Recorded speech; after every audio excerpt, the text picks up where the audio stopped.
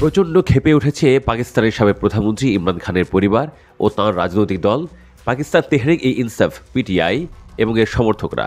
ইমরান খানের ছেলে কাসিম খান তো বলেই দিলেন যে তার বাবাকে নিয়ে পাকিস্তান কর্তৃপক্ষ কী যে করছে তা কে জানে।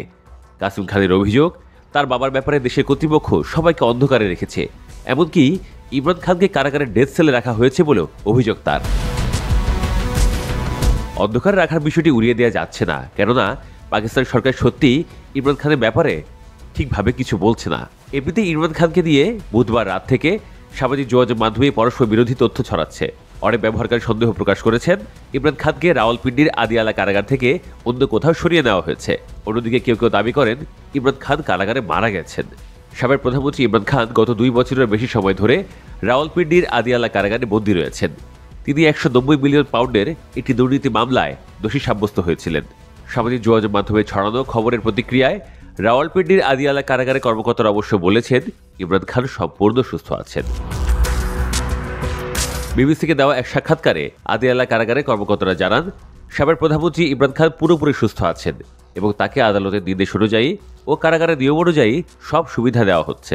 অন্যদিকে ইমরান খানের বোন আলিমা খান তার ভাইয়ের মৃত্যুর খবর সহ অন্যান্য গুজব সম্পূর্ণভাবে অস্বীকার করেছেন।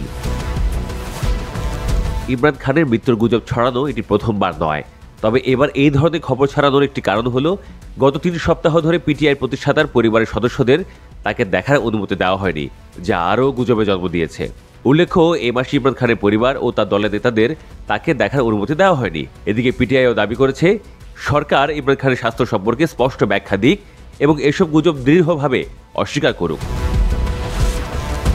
ইমরান খান 2023 সালে আগস্ট থেকে কারাগারে আছেন।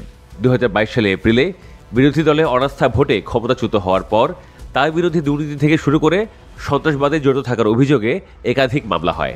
পৃথক এক বিবৃতিতে পাকিস্তানের প্রতিরক্ষা মন্ত্রী খাজা আসিফ বলেছেন, ইমরান খান কারাগারে যেসব সুযোগ সুবিধা পাচ্ছেন তা খাজা আসিফও কখনো পাননি।